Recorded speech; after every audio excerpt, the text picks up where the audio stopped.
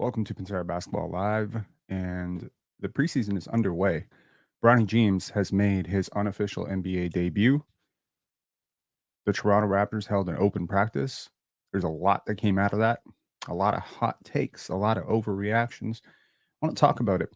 And look, I want to take the role of artificial intelligence right now. You know, when you come into a chat and artificial intelligence tells you what's going on, I synthesized every single takeaway from every single media person, plus very big shout out to Abdi, who FaceTimed, well, not FaceTimed, WhatsApp called me, video called me during the first half of yesterday's scrimmage, and his battery ran low. But I got to see a lot of it. I got to see Ochai Agbagi. I got to see Gradey Dick splash a couple threes. I got to see Jonathan Mogbo airball a three. Got to see Jakob and Kelly Olynyk operating as post hubs. I got to see Chris Boucher doing some Chris Boucher stuff. And overall, there's nothing that's all that surprising.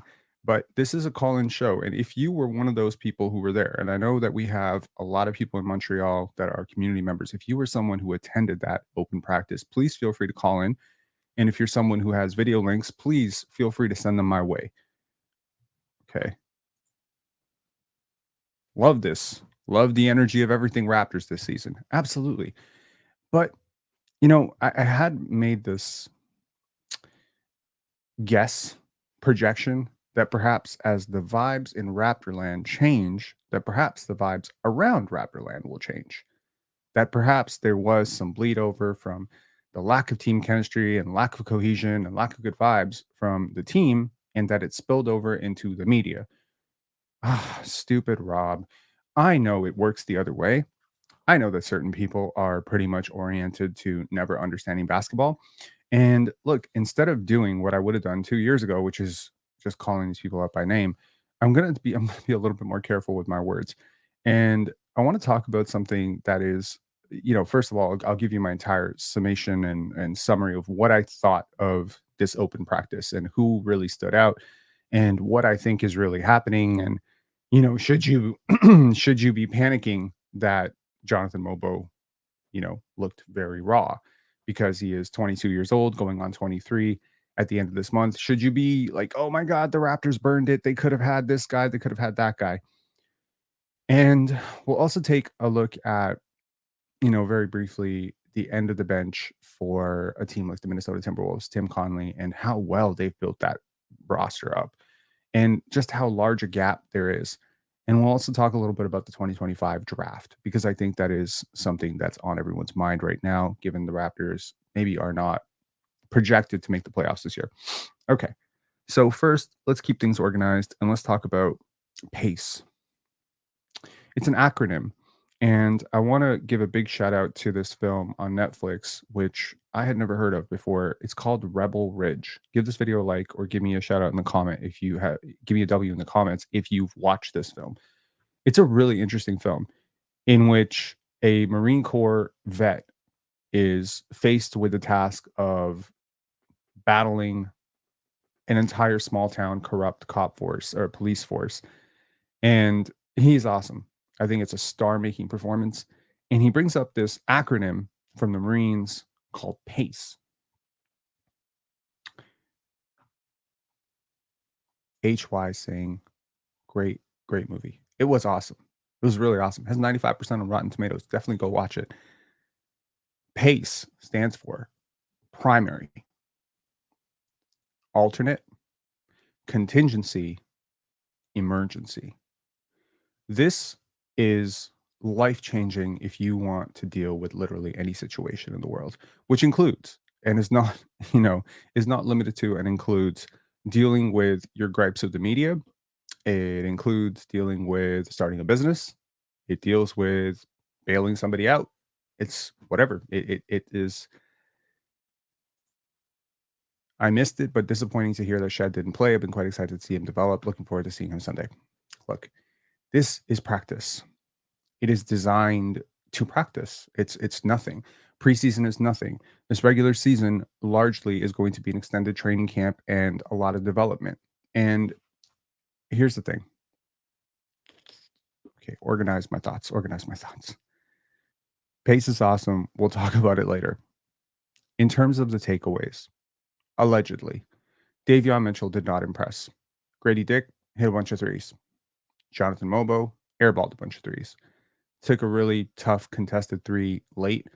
They ran, I think, 2 10-minute halves for the audience at McGill. It was a pretty full crowd for a university gym. Apparently, Jonathan Mogbo, I did not see this, but apparently Jonathan Mogbo took a contested three with the game, somewhat in the balance. They ran a simulation of 90-90 at overtime, and they wanted to see who won. Kelly Olynyk's team won. Allegedly, Kelly Olynyk was a huge, huge driver of offense for his team. They separated the teams into two teams, and it was basically the bench versus the starters, and RJ Barrett really shone. Ochai Agbagi hit a bunch of shots, including a mid-range pull-up. Have I missed anything? Yeah, DJ Carton. DJ Carton apparently had a huge dunk in the pregame warmups, and DJ Carton was very, very active offensively and looked very good.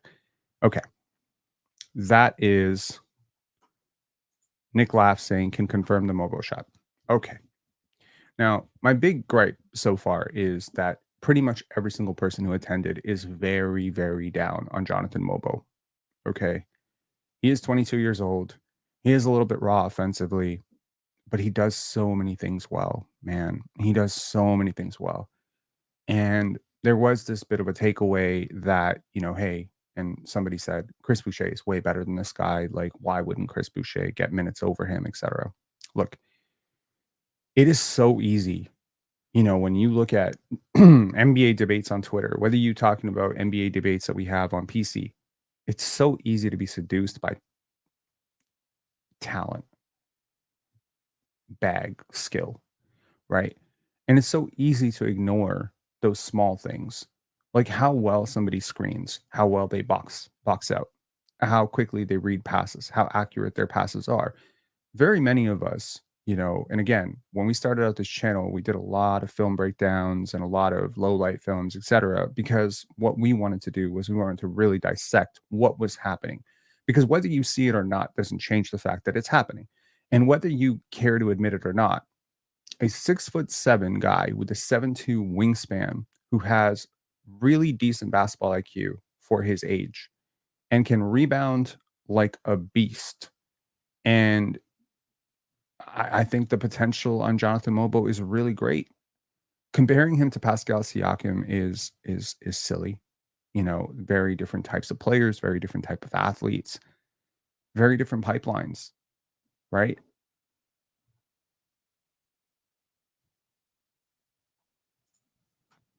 Tyler Jeffrey saying 23 minutes ago, Blake Murphy confirmed Scottie Barnes has joined them in Montreal. Yeah, that's what I said. I said before this, when he was excused that he would join the team later this week. And I think somebody else said it as well. I think Blake was the person who said that that he would join them later this week. Yes. So, okay. Point being, when you look at a guy like Jonathan Mogbo, if you're projecting all-star, you're nuts. Okay. There doesn't need to be an all-star projection here. But if you don't see a very valuable role player, I also think you're nuts. Okay. Now, there's a lot to be said about the competition he faced in the in the West Coast Conference last year, but he was the best player in that conference. What he does well is really elite stuff. Let me tell you what he does well. He boxes out like a demon. He runs the floor really well. He reads passing lanes extremely well. I'd say for his position, which is, you would say, a power forward. I think Jonathan is a power forward. Naturally, I think he's going to play a lot of 3-4. Think about someone like Robert Covington without the jump shot, right? Defensively, I think he covers ground really well. One thing that stood out about Jonathan so far is his confidence. His confidence has really just his poise, his ability to articulate, and all of these things lead me to believe that this is a person who's done a lot of growing. This is not a person who was a highly ranked prospect. This is not a person who was a 5-star recruit. This is not the person who had the ball in his hands or has even had very much time to even grow into his frame because he was very undersized. I was checking out, I think, if I'm not mistaken, someone correct me if I'm wrong. So Scottie Barnes and Jonathan Mogbo went to the same high school as a freshman, right? They both went to Cardinal Newman in West Palm Beach before Scottie transferred out to NSU, and then eventually Scottie went to Malvern. So Jonathan stayed at Cardinal, right? He stayed at Cardinal Newman. He was not. I don't believe he was on the basketball team as a freshman, if I'm not mistaken. I think the guy could hoop, but I don't think he was on that team. It was a really good team. Cardinal Newman's a really good school. They produced John Collins. They produced Scottie Barnes. Technically, they produced Scottie Barnes. Scottie Barnes went there. Jonathan Mobo went there. They have some pretty noteworthy alumni. It's not like making a high school team out in Toronto. No offense to Toronto. Like most, I mean, maybe West Hill or something like that, like Eastern Commerce, like these types of schools. My point is, like, this is a good school. And Jonathan didn't have like he had this insanely late growth spurt and as a basketball player, he's taken a real long time to figure this out. But the tools are there. The tools are really there with this kid. Okay. Now, in yesterday's video, we broke down the tiers of prospects and I put him in the second tier. But honestly, I could be very, very wrong about this kid. I really could. Because the trajectory and the growth trajectory of a player, it comes and goes at different times. His gap from age 20 to age 22, the acceleration of his development from age 20 to age 22 has been immense. I watched a lot of tape of Jonathan Mobo before the draft because there was a lot of buzz around the Raptors potentially drafting him. And I just thought that he was so interesting, such an interesting player, so awkwardly sized, so long, so positionally versatile, the short roll potential, the defensive versatility, the transition, transition potential, maybe the ability to switch out, maybe the shooting potential, even though he's got a bit of a slow set shot, like the work ethic, right? The motor, the insane motor that this dude goes hard all the time. He just goes hard. But so often when we're watching these scrimmages or even watching preseason, I think we just look at makes and misses. If it's a bad miss, if a guy airballs, we're like, oh boy, Gradey Dick is shooting the piss out of the basketball. Direct quote from Samson Folk. He's shooting the piss out of the basketball. What was he doing in summer league? How worried were you about Gradey Dick in summer league? And now how worried was I? You get my point? Last year, last year to start the season, Gradey Dick was missing everything. I think he was shooting mid 20s from three, and he was basically drafted to shoot threes. And there were people who were ready to write him off. I was not one of those people. I said, be patient, confirm with the W in the chat if you ever saw me waver on Gradey Dick last season when he was struggling early on. Draft night reaction notwithstanding. You need to be patient with these kids, man. You really do. Because when you're trying to develop your game, you're going to try things that are going to make you look really stupid. The prospect that will succeed will try those things. They will try them with full force. You know what I hear when someone tells me Jonathan Mobo took a three? I hear that he's paying attention.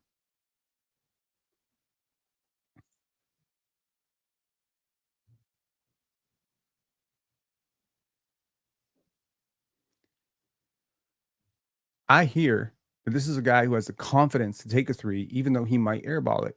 I see a dude who took a third three after he airballed the first two. And I see that as a huge green flag. But y'all see 0 for 3.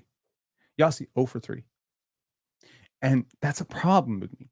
That's a problem with me because it's like you've never been good at anything in your life. You know what I mean?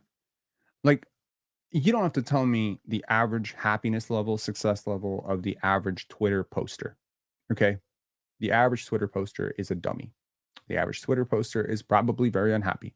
The average person who posts shit on Twitter and talks shit about people on Twitter, and the average person who's like talking about like how, this guy's terrible and that guy's terrible, they're probably deeply unhappy people who have zero blueprint for success in their life. And so, a lot of people, when they talk about Jonathan Mobo and missing a whole bunch of threes, what they're not realizing is how the coaching staff views that, right? How does the coaching staff view that? How you frame equations ultimately very much will dictate the results that you often get. And if you keep framing them incorrectly, if you keep framing it on, oh, Scottie Barnes looks awkward. Do you know? Now, here's a trivia fact. Do you know that in, I want to say, 16 of Scottie's top 20 performances, 16 of top 20 performances in NBA, like in his NBA career so far, the Raptors have lost. How do you want to frame that? You can frame it as when the Raptors, when, like, there's two ways to look at this. If Scottie is good, the Raptors are bad. That's one way to look at it. And if your bias inclines you towards that, then that's your narrative. Hey, give this guy the ball, you lose every single time. Ergo, keep the ball out of his hands. That's one way to look at it. The other way to look at it is when the Raptors are bad, Scottie dials it up. His top shooting performances, his top scoring performances also are his top box plus minus performances. There's a strong correlation in his overall compete level defensively and offensively. And there's absolutely, so again, you want to look at who those top performances are against? Milwaukee, Kevin Durant and the Brooklyn Nets, LeBron James and the Lakers twice. This dude dials up for big ones. He dials up for the big performances.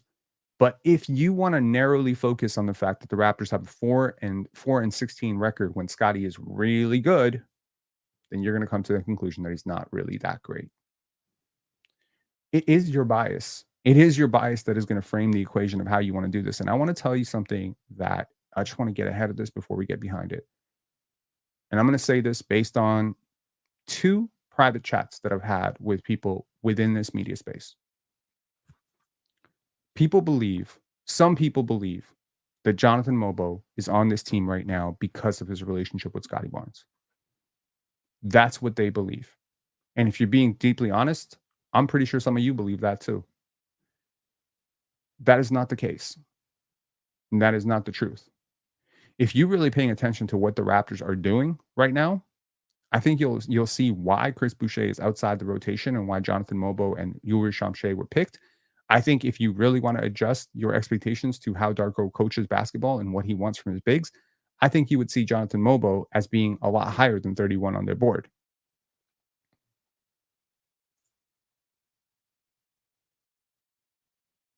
Partially true.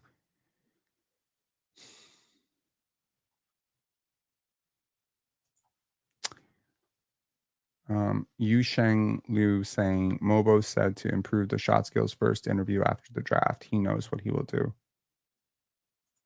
Never understood why stuff like that matters. It matters because people who are deeply unhappy need things to hate on. And unfortunately, I don't think people would have bat an eye if Fred VanVleet's best friend or Pascal Siakam's best friend, or I don't think I heard anyone say Christian Koloko is on this team because Pascal Siakam knew him. I don't think I heard anyone say that. I never heard anyone say that. They thought, great, we have another one. Why would you be against this? Jonathan Mogbo was largely considered a top 35 guy, and you picked him at 31. He was mocked as low as 38. But do you realize how much this guy rose up draft boards? Let me give you an idea of where Jonathan Mogbo has come from 2 years ago. 2 years ago, I'm going to be really real with you. 2 years ago, he was not even top 150 in his draft class. 150. 6 weeks before the draft, he was not top 60 on most draft boards. Most mock drafts had him as an undrafted guy. In fact, I made a video about how this would be the optimal guy to sign as an undrafted free agent, that we needed to go after him. We needed to be the first call that he made. He ended up being mocked as high as 31, 30. I think he got as high as 28 on a lot of mock drafts. What does that tell you?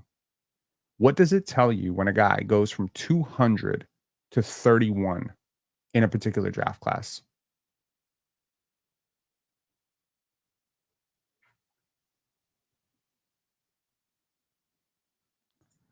Mobo will help Scottie in the chemistry of the group for sure, so it's a factor to them choosing him. Okay. I think having some element of familiarity with a particular player could be great if, in fact, you project those players to play a ton of minutes together. I think Jonathan's going to spend considerable amount of time in the G League this year. I also think he'll play some deep rotation minutes. I don't necessarily think he and Scottie are going to play a hell of a lot of minutes together, right? Rob Birdman wasn't well scouted. I don't even think it was that. It was just a stigma that we have about JUCO guys. Okay. There is an idea that if you were good, someone would believe in you more. Someone would have caught it, right? If I tell you right now that there are 35 guys, in the G League that are way better than Bronny James. And honestly, I'm being very conservative. There are like 120 guys in the G League that are way better than Bronny James.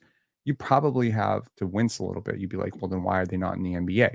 If I tell you next year that, hey, this guy that was picked at 18 is way better than this guy that was picked at 7, you're probably going to be like, well, that's probably not true, because if the guy who was picked at 17 is better, he probably would have gone higher. There is this sort of weird appeal to authority that we assume that people who are in charge know what they're doing. They usually don't. In the rare cases, they do. And that's what leads me to a team like the Minnesota Timberwolves. Tell me if you caught the Minnesota Timberwolves versus the Lakers last night. Holy shit.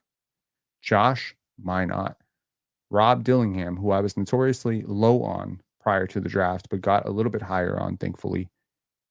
Very good young players. Leonard Miller, still a lot of potential there.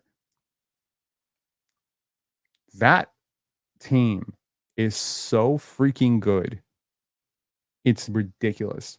Not only do I think they absolutely won that Knicks trade with the Carlton Towns thing, I am, the jury is out on whether Rob Dillingham will be, a real good NBA player. But man, the talent is undeniable. And with Dillingham and Josh Minot and Leonard Miller, holy shit, what I wouldn't do for the Raptors to have those three players. And Terrence Shannon Jr. Holy shit. That is elite. That is elite young talent. There is probably, a real sub all-star in that group. Unbelievable. Unbelievable job by Tim Conley assembling talent. I think he and I'm going to say OKC. Obviously, OKC and Minnesota are on another level. I think New Orleans and San Antonio deserve a lot of credit. Luckily for the Toronto Raptors, all those teams are in the West. But one of those teams may soon be in the East when the league goes to expansion. So, anyways, what I wanted to say was, when you're watching tomorrow, okay, relax. It is such a good thing that players are willing to do things that are uncomfortable. It is such a good thing that they stick with it even when they're failing. This is how you grow. This is how you get better. Okay. Hey, Rob, hope everyone is well. Everyone is good. Everyone is good. We're not getting too mad about this. I just want to get ahead of this Jonathan Mogbo slander shit before we get behind it. Look, I think that, again, him missing shots is not concerning to me. Him passing up a shot, I believe he passed up a shot as well that was pretty wide open. That would be concerning for me. If he loses confidence, that's what's concerning to me. If he stops listening to the coaching staff, that's what's concerning to me. If he starts rebelling against the coaching staff and going his own way and doing stupid shit, that's concerning to me. If he doesn't defend, that's concerning to me. You need to, at some point, get a deeper understanding of basketball, man. If you're going to cover this team, if you're going to start a fucking podcast about it, you need to get your bearings about you. Like, you need to understand, like, to some extent, like, what the hell is happening on the basketball court. You cannot be going by makes and misses every single night and saying, this guy went 0 for 6, so he's bad, and this guy went 4 for 6, so he's a future all-star. That's just not how it works. Okay? I think there's certain things that every single big on the Toronto Raptors needs to be able to do. Number 1, screen. This seems to be just a huge thing, screening. Number 2, a little bit of ball handling. Not a lot. 2-3 dribbles comfortably. Number 3, short roll passing. Number 4, running in transition. Number 5, playing a role defensively. It feels like these are the prerequisites to being a big on the Raptors. I would say shooting, but Jakob can't shoot. Doesn't matter. Okay. There's been a lot of talk about Kelly Olynyk doing a lot of ball handling for the second unit. I'm for that. That's great. Kelly's a great passer. Jakob's a great passer. Scottie's a great passer. All those guys are playing lower third roles for you this year in your rotation. That's awesome. Invert it. Invert all of it. Now, what's interesting is you have a lot of guards who can screen. And that's why Gary Trent's not on this team, because he can't. And you have guards who can shoot, who can do some movement shooting. I mean, apart from Ochai Agbagi and Davion Mitchell, who are no one's definition of movement shooters and are more defenders. Ultimately, if they were great movement shooters, they wouldn't have been available. So maybe you can develop some standstill, stationary shooting with those guys. But it seems like both guys are built to screen. You know who else can screen? Emmanuel Quickley can screen. With those wider shoulders, he can screen. You know who else can maybe hold his position on the screen right now? Gradey Dick. You can do some very interesting things on the basketball court. If you guys have been watching the evolution of basketball for the last 10 years, inverting that pick and roll, getting cutters into the right spot, getting movement shooters, getting deep range movement shooters like Emmanuel Quickley and Gradey Dick, the vision is so, and of course, getting jumbo playmakers. The vision is so appetizing for what the Raptors can do with the pieces they have. Is the raw talent there? No. The raw talent is not there, clearly. There is no one other than Scottie Barnes who is on the level, talent wise, of some of the top picks in next year's draft. So I understand very much why you would be pining to tank. I get it. I completely get it. I'm not an idiot. I understand it. And if the Raptors do end up going that way, I'll celebrate it. I will absolutely be fine with it. You will never hear me saying, "Oh no, they should trade everything to get a winning player." If they start out poor, shit, fuck it. Like scrap the season, let the young kids play. I am totally chill with this. And I hope most people can relegate themselves to most people can accept that that is in the realm of possibilities and it's perfectly fine if that happens. But there's also a chance that all of these wonderful things that the Raptors are doing with the movement shooting and the cutting and the screening, that these things are exactly what translates to winning on the basketball court. Now, something I'll say from the limited amount of footage I watched yesterday, which was about 10 to 12 minutes, I would say the defense looks much better. I think the communication and energy and motor and focus on details and the switching looks much better. I think the rim protection looked more connected. I think the players look great. I think the vibes are immaculate. I think, between, how many times did I do a low light film which really highlighted the body language on the bench or the body language on the court or Scotty kind of like rolling his eyes at Fred Van Vliet. Like body language is very telling. As people will say the right thing, but their body and how they're moving, it expresses that. Okay. And when you really hone into body language, what does it say when someone is kind of bow chested and crossing their arms? They're in a defensive pose, right? What does it say when someone is communicating and the other person is not listening? They are also being defensive, right?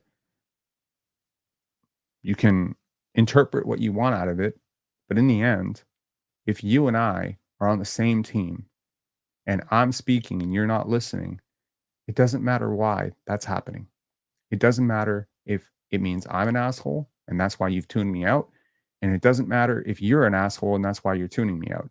In the end, one of us is speaking and the other one cannot hear us. There's a problem.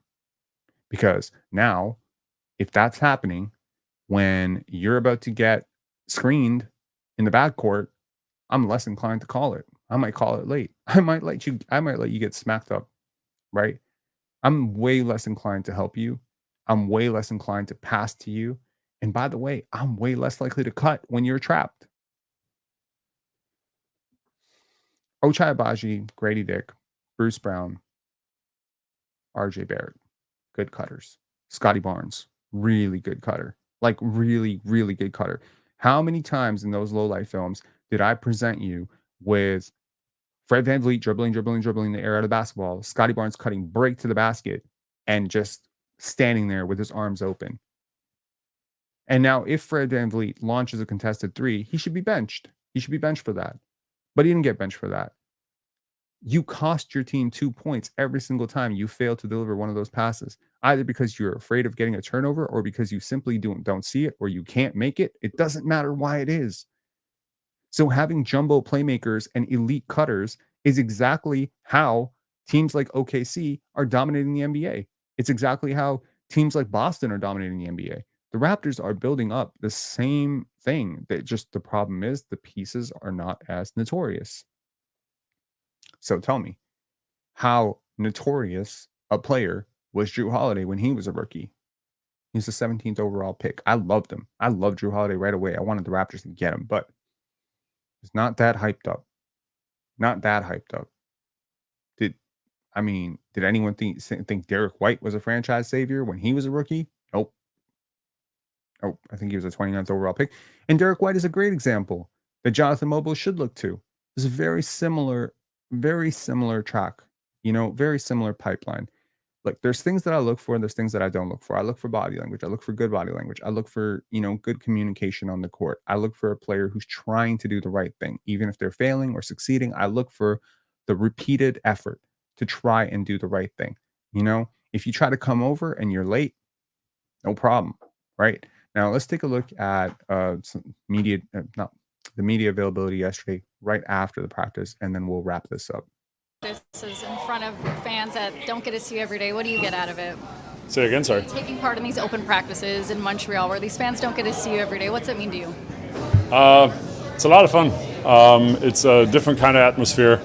It's fun competing against your teammates in front of some fans. And yeah, obviously it's nice. We always preach that we want to be Canada's team. We're not just Toronto's team. So getting out to different cities, like last year Vancouver, this year here in Montreal, is obviously a nice opportunity for us to play in front of some different people that don't get to see us as much. Jakob, first off, what happened to your eye? Are you okay? Yeah, I got hit in the eyes. Okay, all right. Is there a cool story about it or no? No, just got hit on a rebound. Okay, fair. Can you share us with your first impressions on some of the newer bigs here, like Bruno and Ulrich and Brandon Carlson? Yeah, I think all three of them individually have done a really good job. Obviously, Brandon and Ulrich coming in as rookies, really just trying to get used to the atmosphere, used to the physicality. I think they're both doing a really good job. Ulrich is trying to learn a lot. He's asking a lot of questions, which I think is really impressive. And Brandon, you can tell that he's been playing college for a while. He's definitely his game's already a little bit more matured, so he can definitely be very productive out there as well. And then Bruno's proven over the last couple of years that he's definitely a good NBA center, and he's bringing a lot of physicality to that energy and overall good vibes for the locker room as well. With Ulrich, you can just kind of two lob attempts, throw it up there. Is it nice to have a guy similar to your size who can throw the ball at the rim? I think those kind of situations, obviously, it's going to happen more in these practice situations than actual game situations. But it's fun trying to adapt to different lineups. He's definitely a guy who want to get close to the rim, and he's athletic enough and he's got enough length to go up there and get him. With Carlson, you guys obviously come from the same program, so some similarities there. What do you remember being the hardest part about that transition for you? It's a completely different role, and it's a completely different physicality and or play style. So just getting used to that, I think was the most difficult part for me. And then it's a completely new atmosphere. You got new teammates. You got a lot of guys that have played together for a long time, and you're just trying to figure your way into the team. Where do I fit? How can I make this team better? So just figuring out these kinds of questions is probably the most difficult part. Coach, your impressions of what you saw from your group in that scrimmage?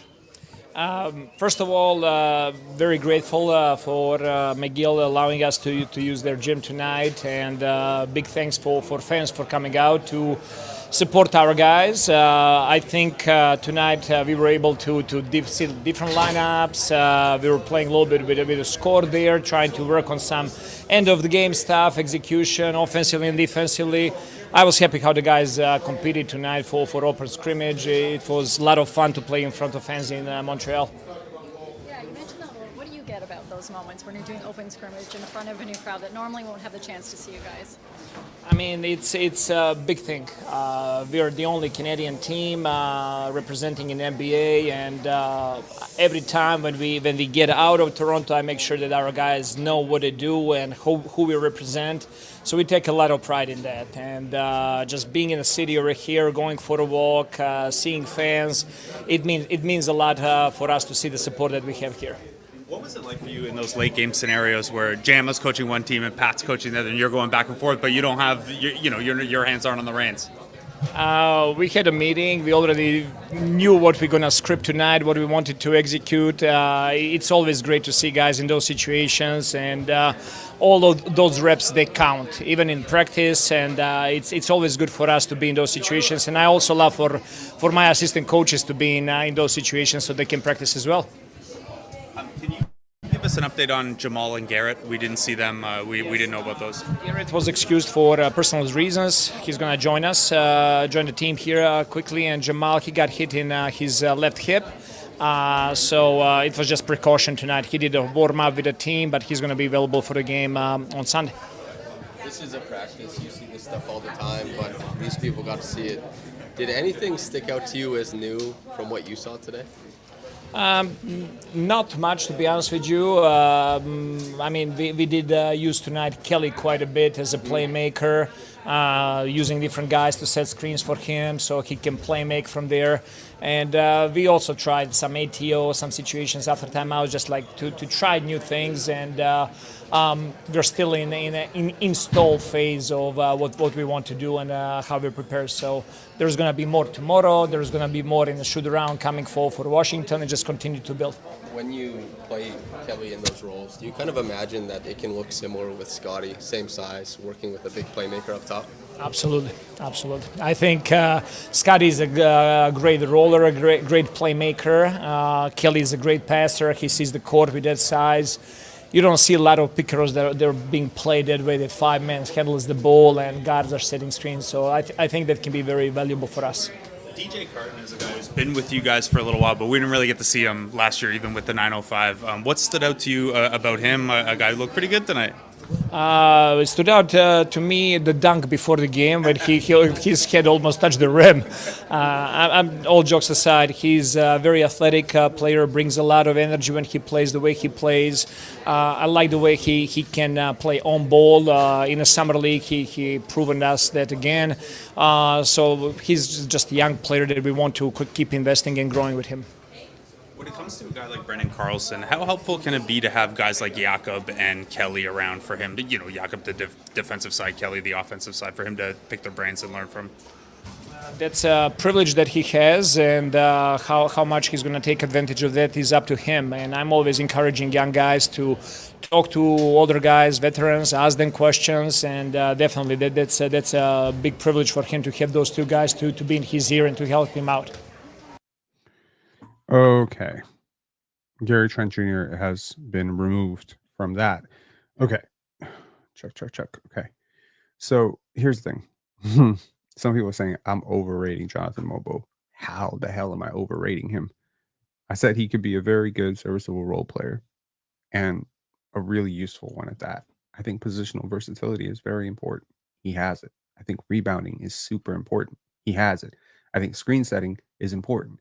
Look, when it comes to rookies, I'm not saying this is the be all and end all, but I do think that it's important that you have something that gets you on the court. I do. There's a lot of guys out there that do nothing at an NBA level.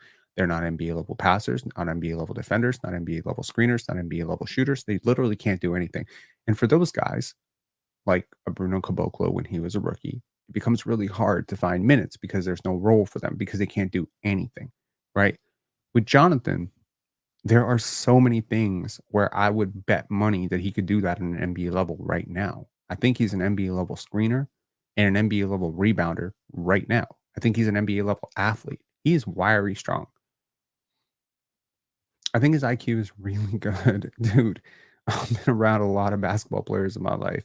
I'm telling you, when you see a natural hooper, you know. Jonathan Mogbo is a natural hooper. Okay, this guy has a lot of natural instincts. He doesn't do a lot of stupid shit.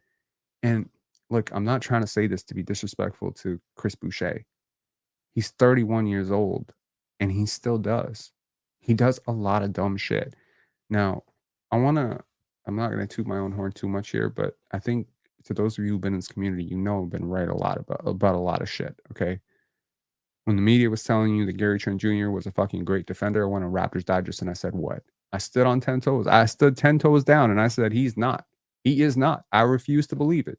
I'm being gaslit by these dudes who think they know basketball because they read some fucking tracking data on Gary Trent's impact on defense. But now, what is the consensus? He's a minimum player and nobody thinks he's a good defender. People are actually saying he was not re-signed because he's a bad defender. Well, when did the guy who deserved an all defense nod, which is literally as crazy as people were making it because his steal total was racking up, when did that guy become a bad defender? What about Pascal Siakam? Oh, he's an MVP. Me saying, oh, he's not even a top 20 player in the NBA. He's not a first option. What are we doing here? I get all the hate. But now what's the consensus around the league? He's not even top 30 player in the NBA, according to most people. I cannot find a single person who will go on record saying Pascal Siakam's a top 30 player. I said the basketball was selfish. I got called crazy. I said they said I was inventing narratives. Now the entire world knows the Raptors had selfish basketball because the fucking president of the team confirmed it. What are we doing here? Look, I'm not saying my track record is perfect. I'm going to be wrong about some shit. I'm sure. Okay. But I'm not dumb. Okay. I've watched basketball for a long time. I'm telling you, Jonathan Mogbo has a long NBA future. I'm not saying he's going to be an all-star. I'm really not. If he becomes one, holy shit, you really hit the jackpot and he really worked hard for it. Okay. I'm not telling you Chomche is going to be an all-star. I just see NBA players here. Okay. I see real serviceable NBA guys who can play NBA rotation minutes. And I got news for you. Those guys don't grow on trees. Right? Like they don't. They just don't. Okay. And I'm tired personally of watching people who were saying, trade Scottie Barnes, build the whole thing around Pascal Siakam. And now those same people saying, well, Scottie's already better than Siakam. Bro, the last time Scottie Barnes played NBA basketball, he was 22 years old. So if the dude that you were willing to try, like why do people just get to be wrong? Like I think to this day, I think way too much about when I'm wrong. I really do. Like I didn't say too much about Joe Wieskamp, but I said, hey, great, the Raptors have a shooter. He'll probably stick around for a while, and then he didn't. And I still think about that. I'm just like, shit, what did I miss? What did I miss? And then I dissect his film, and I'm like, that's what I missed. His confidence, the shooting, this, that, whatever, right? So I'm just saying, like, how do you get to keep having this selective amnesia about the fact that you haven't been wrong about just about everything? I'm at a point right now where if some of these people say that this player is going to be bad, I'm almost like, I'm almost guaranteeing this player is going to be good. Just because they think he's going to be bad, it's almost like guaranteed this player is going to be good because they're so wrong.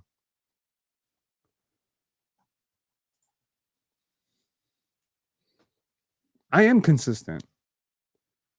I never wavered on Scottie Barnes through his year 2 slump. I knew exactly what the slump was, and I also saw the flashes of brilliance throughout it. Do you know, like, if you want to take a nice little fun fact here, if you want to compare Scottie Barnes in year 3 to LeBron James in year 3, do you know how many things Scottie did better than LeBron in year 3? Higher 3-point percentage, higher free throw percentage, higher effective field goal percentage, higher total rebound rate, higher assist to turnover ratio, higher assists per 100 possessions than fucking LeBron James, who was already a top 5 player in the league. You want to compare Paolo Banchero to LeBron James year 2 to year 2? Paolo does literally nothing better except for rebound percentage. But I'm supposed to sit there on PC and accept people telling me Paolo is way better than Scottie. I told y'all Cade was a bum. I'm not trying to be rude about it. I don't think he's going to be like, I'm not saying he's Anthony Bennett, and I never did. I'm just telling you, I said it in year 1. Scottie is way better than these dudes. So I'm telling you right now, if you're going to be one of those people who's going to live and die on every single, G League performance from Jonathan Mogbo and Chomche, if you're going to lose faith in these guys, chill. Save yourself the anxiety and the heart attack. Okay? Take the bird's eye view for this entire year. Take the same approach that Darko. Like, I'm really hoping sometimes this guy's such a good teacher. Sometimes I hope that what he's teaching bleeds over to the people holding the fucking microphones in his face. I just hope that people can take this sort of approach and apply it broadly to life. You don't become great at things overnight. You're never going to do that. It never happens that way. There's no quick fixes. Progress is one step at a time, hundreds and hundreds and hundreds of repetitions. Do you know what people said about Kobe Bryant when he was a rookie? Do you remember what people said when he was airballing threes in the playoffs? They were saying, get this bum off my team. Eddie Jones is better. And those people didn't even have social media. They had media credentials. There were people who were calling him terrible diaper dandies, that he was getting all these reps, because Joe Jellybean Bryant was his dad. People don't see it. But do you know what Jerry West said about Kobe Bryant when he was 17 years old? This kid is going to be a star. And that's why Jerry West has a fucking NBA job and has had one forever. And that's why Jerry West was so great.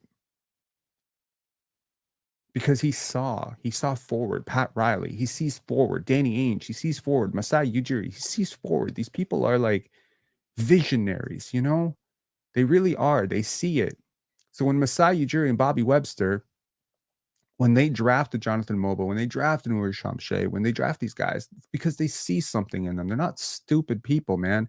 Like, even you want to talk about the players that haven't worked out for the Raptors. Do you know how much talent went out the door for jack shit because of reasons just out of control? Like Jonte Porter. That was talent. There's fucking talent on the floor. Like, that's a real NBA player, right? It is. It's a real NBA player. Like, I would argue Jonte Porter is the top 250 basketball player in the world. You got him for free. No picks, nothing. Okay? I really think that if his personal demons and the allegations and stuff, I thought Terrence was good too. I thought Banton was all right. Christian Koloko is definitely one of the best rim protectors in the league. They spotted that at 33. They got it in the door. Just didn't work out. Right? There's been a lot of talent here. It hasn't developed properly. But can you imagine if Delano Banton coming into this team with this coaching staff, with this development staff, in this environment? Might he have gone another way? Don't leave the process out of it. The process is very important. And the worst thing that Jonathan Mogbo could do right now, if anyone wants to clip this to him, if you know him, send it to him. Jonathan Mogbo, the worst thing that you are ever going to do with your life is listen to the clowns that cover your team. Don't listen to them. Listen to your fucking coaches. Listen to Scottie. Listen to your friends. Listen to your family. Don't listen to these idiots.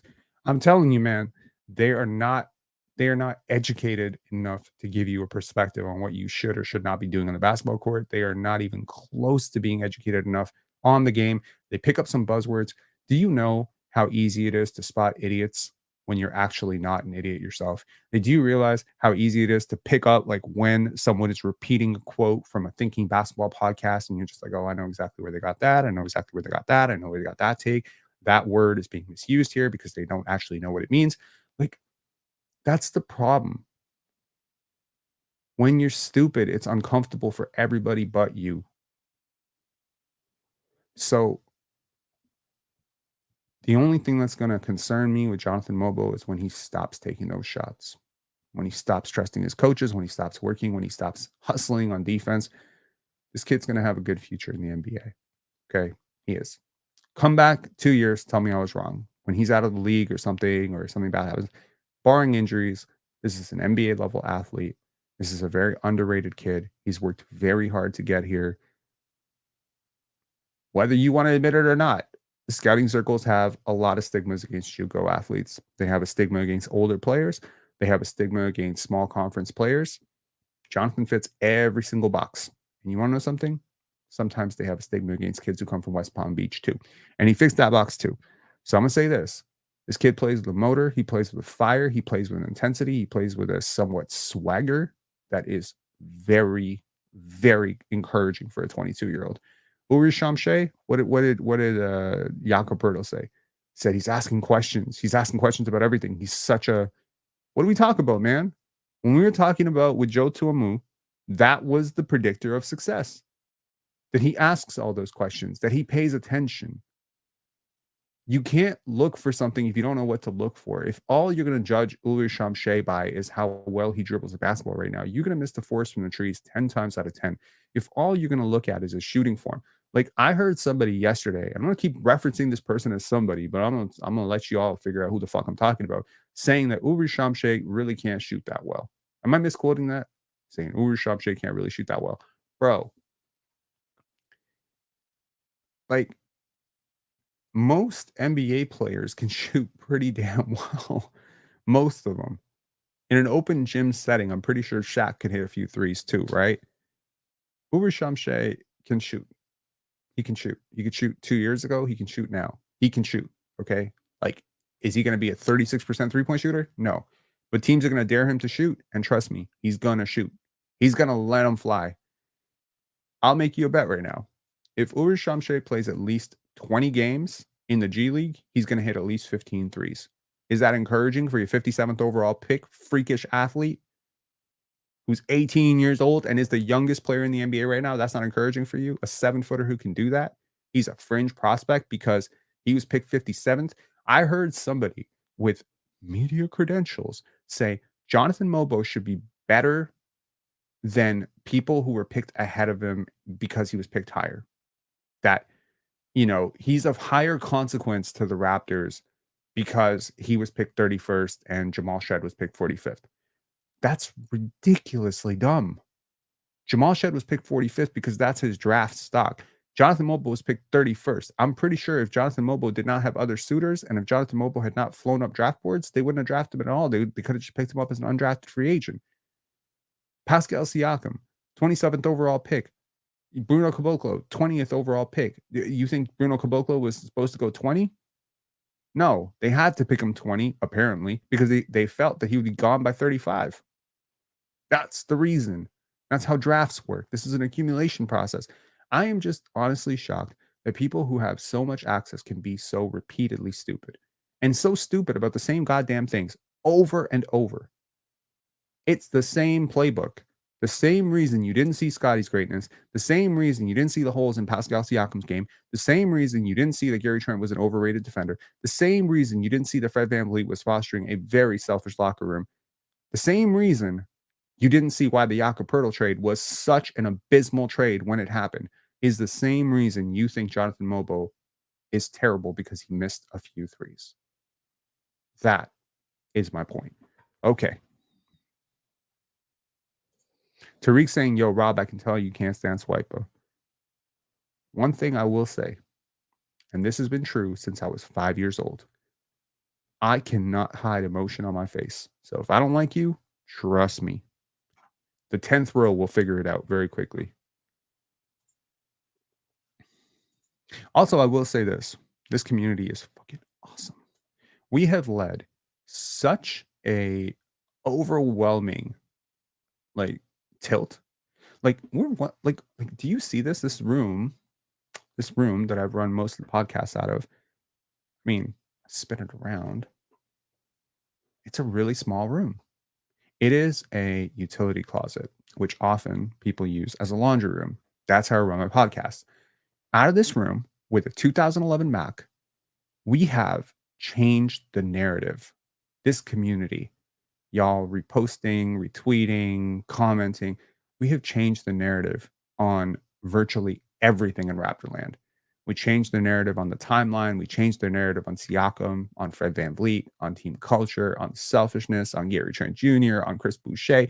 God damn it. We even changed the narrative on Ulrich Chomche. So these people can say Ulrich is a bum. But as long as we are saying, yo, look at the fucking potential. Why do you think people are so hype about Christian Coloco? Was there a certain podcaster who did a fucking really, really deep dive on Christian Coloco and has been speaking glowingly about Christian Coloco? The influence is crazy. This community is very powerful. Use your powers for good. Evolve your mind. Be the voice of reason, even as people, who allegedly think that they know what they're doing because they have access to things and because they have media passes, because they think they, look, I can hand you I can hand you $1 million. It doesn't mean you know what to do with it. It doesn't mean if I take it away, you know how to make it back, right? I can hand you a degree in neuroscience. Don't make you a neuroscientist. Sometimes you just have to do the work, and lazy analysis shows. It always shows. Okay. The Raptors should give me media credentials. Okay, I want to say one thing. Often we are very critical. Some of us are critical, but I see also in the general comments in the general population that a lot of people are critical of Raptors questions. And I saw Samson catching a few strays for it yesterday because people were like, "Hey, like this guy's always trying to act like a know-it-all, and he's always trying to prove that how smart he is and whatever." While that may be partially true to some extent, and I've also explored that thought myself, I think it is worth noting that people only ask questions related to the work that they are currently doing. So when you hear a person say, "Hey, uh, what's your favorite food?" It's probably because they're working on an article about what the Raptors' favorite food is. Now, the question can only be good as the work. And sometimes when the work is very niche and very specific, like what some of the stuff they do over at Raptors Republic, specifically between Louis Zatzman and specifically Samson Folk and Louis Zatzman do a lot of tracking stuff. They do a lot of, I watched every single possession of so and so player, and this is when they go left, and this is when they go right. So when you get like very, very specific, like how often Darko Rajakovic is asking a player to do this particular action, or how often a player is cutting, it's going to stand out. And it's not just because these people are trying to show off, it's because their work is just very niche and very different. So I think it begs the question when you hear, someone ask a player, "How was your summer?" or "Does the added weight make you stronger?" or "Does being taller help you rebound?" Like when you hear stupid questions like that, I think maybe instead of, "Oh wow, that's such a stupid question," maybe the right maybe the right thing to do is to wonder how stupid the article is for which the question is being farmed. Is water wet? Exactly. Exactly. And it's refreshing sometimes to have somebody who has done the work. I mean, look, you can take an issue with someone's personality, you can take an issue with someone's, but I don't really find myself railing too badly. Like Samson and I have had a lot of back and forths, and maybe he don't like me too much, and that's cool. But I don't typically find myself not liking people who work hard. My view is, we're all grinding, we're all doing our jobs, we're all, trying to make a living, whatever, right? So if you're a hard worker and you do the analysis and you do the work, like, and you're not a hack and you're not ripping shit off of other people and you're not pretending to know shit that you objectively do not know, and you're not speaking from a perspective that you don't have, I don't really have too much of an issue with you, to be honest. Yeah. I despise lazy analysis. I despise the concept of tenure, nepotism, and things like that. I sort of agree with Medved in the chat that nepotism is quite disgusting. When is Scottie coming back? He should be back for game 2 of the preseason. They'll ramp him up slowly, and he's been away from the team for about 5-6 days. But again, this should not be anything of concern. I don't care about Scottie Barnes versus the Washington Wizards. What I would care about is him getting off a plane and feeling some stupid urgency to play a game. And obviously, of course, if you're someone who bought those preseason tickets for $70-$80 in Montreal, now you might be upset that you're not going to see Scottie play. And I actually know someone who's going to that game, and big shout outs to her that she's not going to get to see her favorite player play. But Dems the breaks is a long season. It is going to be an interesting season. And while I will agree with you that the Raptors could use a couple of picks, and just briefly, let me just gloss over the 2025 draft. Jonathan Givony, who used to cover for Draft Express and now has moved on, he called this draft, specifically speaking on the top 5 players in the 2025 draft, the best group he's covered in his 20 years. Okay. So I'm looking at these prospects. VJ Edgecombe. VJ Edgecombe would be a first overall pick last year, right? 100%. Like 100 fucking percent. He would be the number 1 overall pick last year, and it's not even close. It's not close. And that's a draft class that includes Reed Shepard. That's a draft class that includes, Alex Sarr. That's a draft class that includes Matas Buzelis and a lot of highly touted, players that probably have some pretty bright futures. And he would go first overall, consensus first overall. Right? I think there's some guys at 8, 9. I think Kaman Maluak might have gone, top 3. And he might not go might not go lottery based on how his season goes. We'll see. Right? You got Cooper Flag, you got Dylan Harper, Ace Bailey. That trio with VJ Edgecombe, with Nolan, that group of prospects is giving me a lot of 2003 vibes minus LeBron. There's no LeBron there. Trust me. As good as you think Cooper Flag is or Dylan Harper is, none of these guys are screaming LeBron James to me at all. I think they're all capable of hitting the upside of a Chris Bosh or a Carmelo Anthony. We will see if any of them hit the upside of a Dwayne Wade. And my money on the Dwayne Wade comp would actually be VJ Edgecombe. That dude is an athlete. The Raptors need talent badly.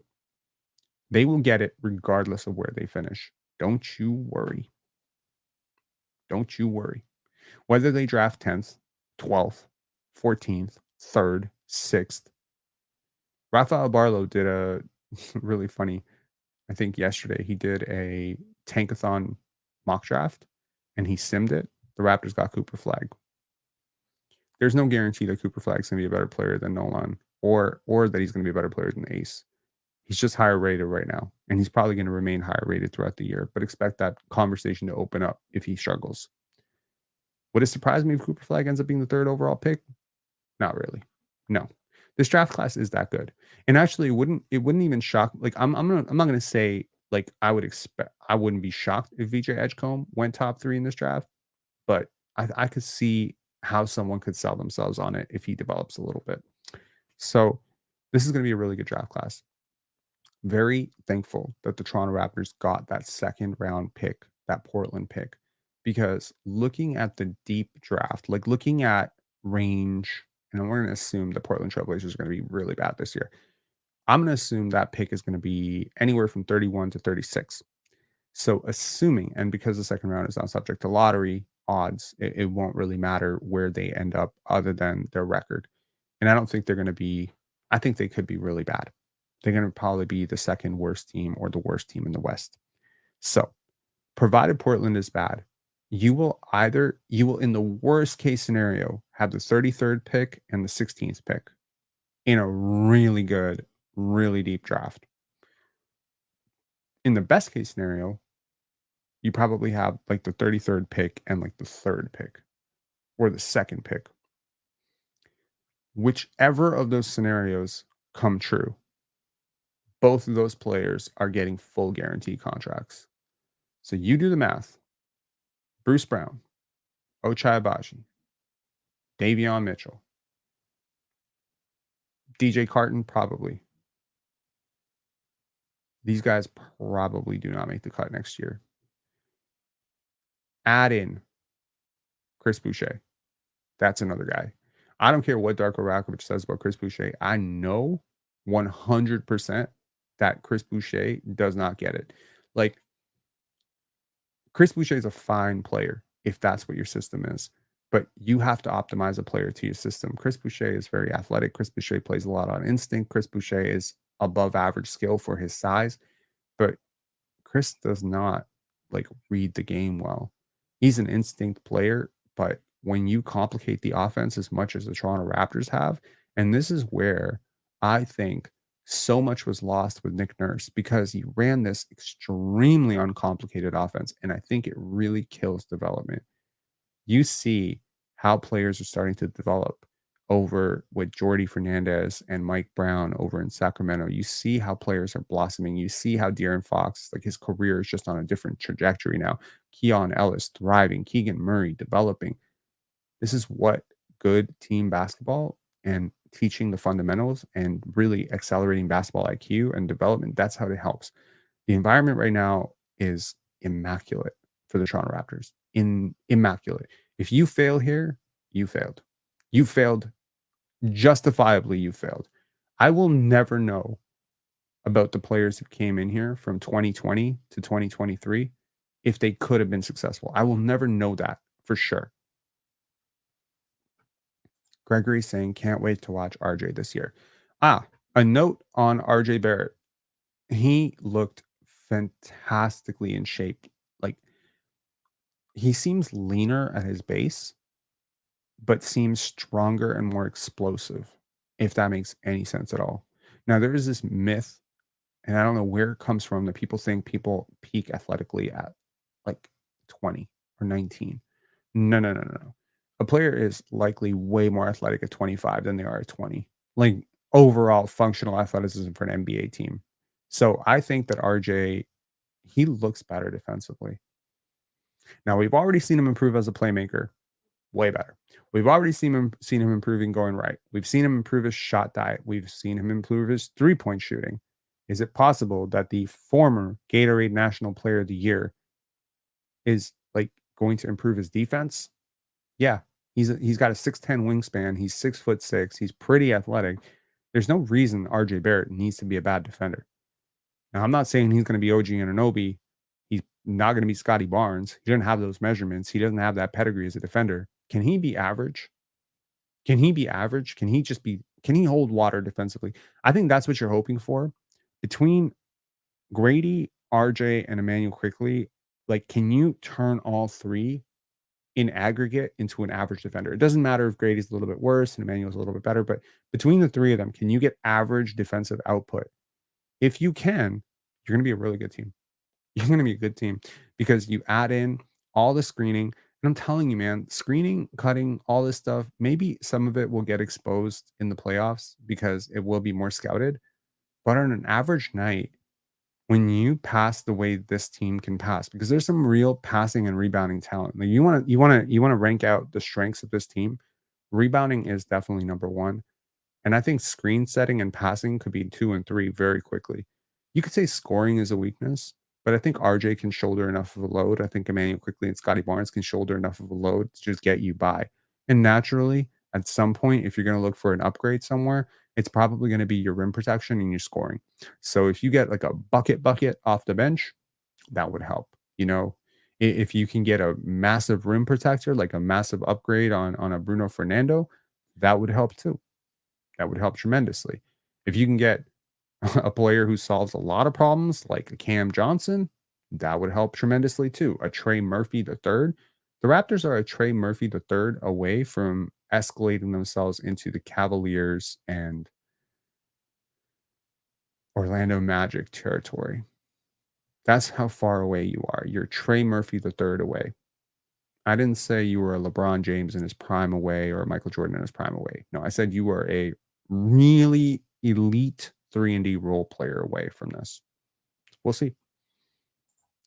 I think 28 is athletic peak. Different sports vary. I don't agree with that, and I think a lot of players have shown that they peak more athletically. There's some validity to it, though.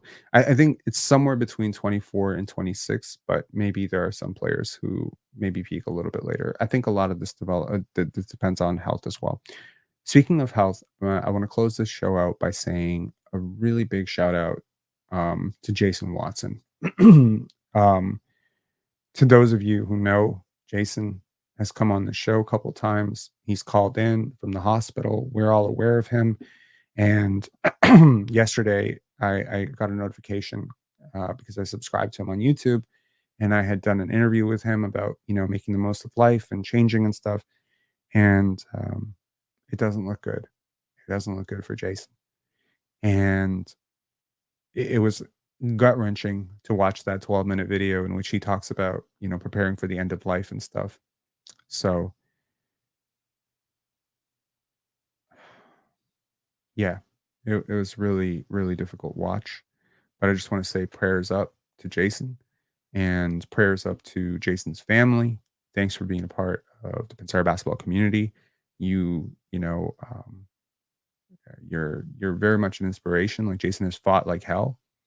You know, he shared his journey in a very vulnerable time. There are a lot of people who just want to crawl away and die, you know, when they get that cancer diagnosis, but Jason has fought the whole way through, and he has shared everything he's learned about psychedelics and alternative medicines, and he's interviewed researchers and cutting edge fields, and you know, the fight is amazing.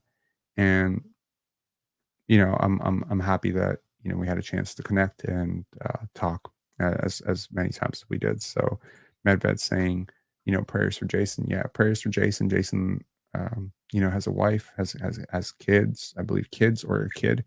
So, you know, our community is praying for you, man. Yeah. All right. I'm gonna talk to y'all later. I'm gonna see y'all tomorrow. Scottie Barnes not playing. A little bit of a bummer, but it's all good. Um, prayers for Jason, says Cass. Prayers up.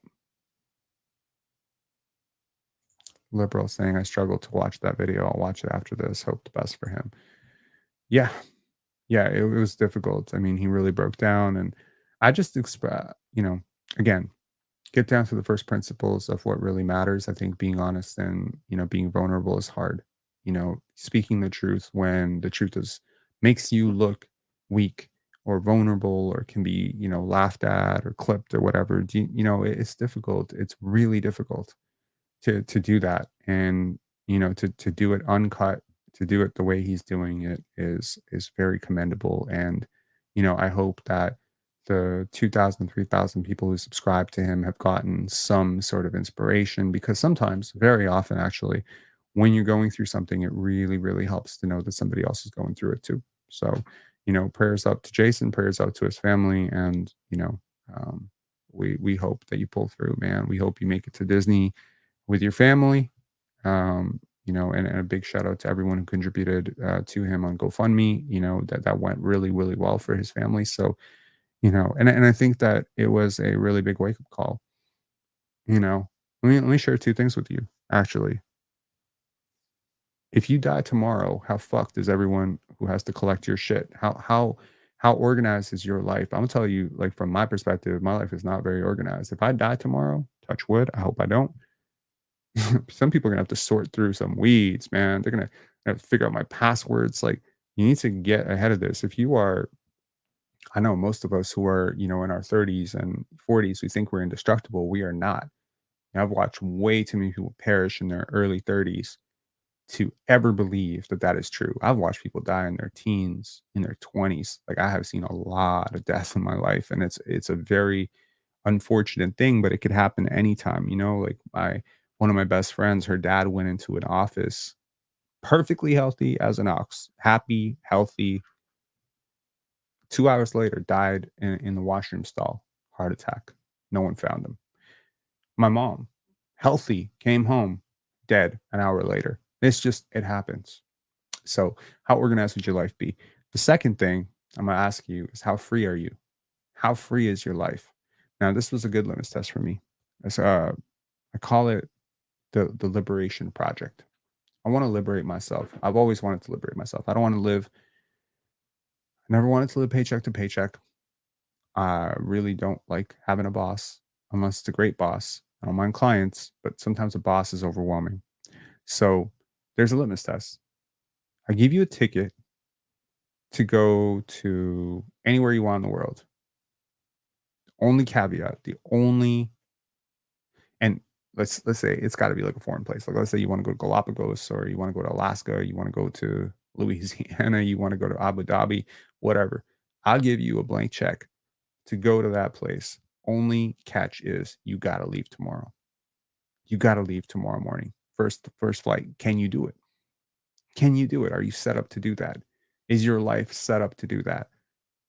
Or do you have a spouse that you have to ask for permission, a boss that you have to book ahead of? Do you need vacation days?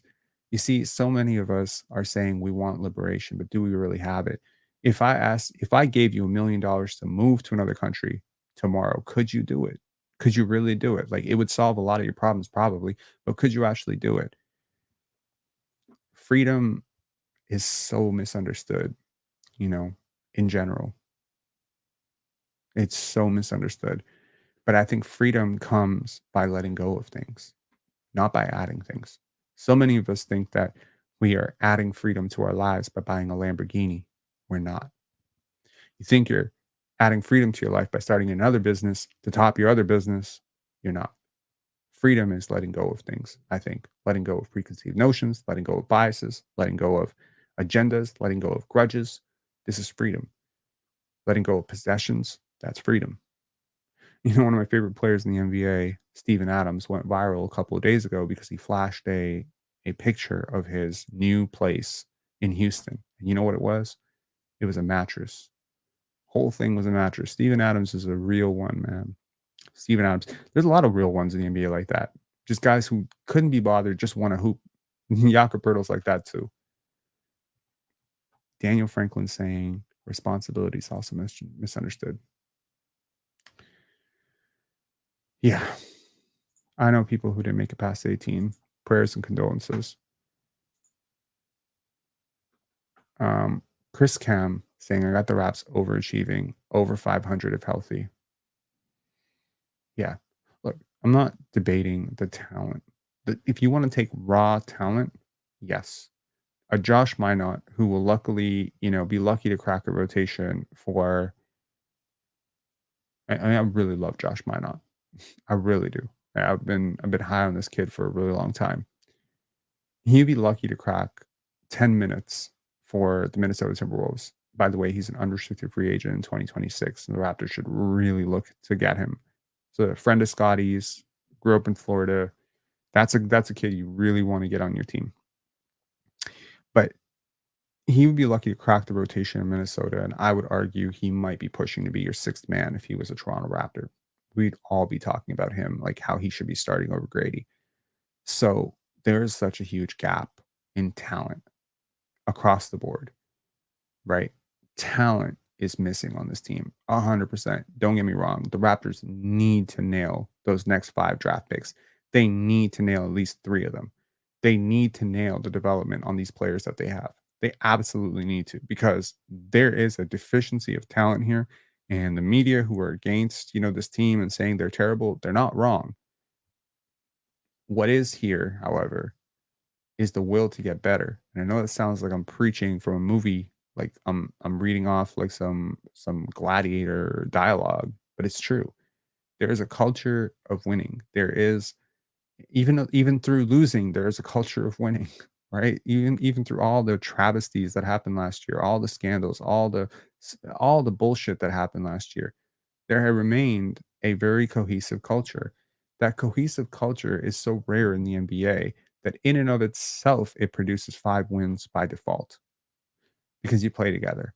There is some really good top end talent on this team. I think Emmanuel Quickley's starting on a lot of teams in the league. You don't start on all of them, though. And if that's your second best player, that might be troubling, right? So I understand the people that say, yeah, Scottie's fine. Yeah, IQ's fine. Yeah, RJ's fine. Yeah, Jakob's fine. But we need a player who's almost as good as Scottie to be really competitive. I fully understand that. I get it. And from a pure talent perspective, you are correct. But as we found out with the We the North Raptors, as we found out with the 2016 Raptors and the bench mob, development trumps talent every time. All right. Well, not every time. It trumps talent when talent doesn't develop. That's a good quote. Development trumps talent when talent doesn't develop. There we go. All right. I'll talk to y'all later, and I'll see y'all tomorrow night after the game.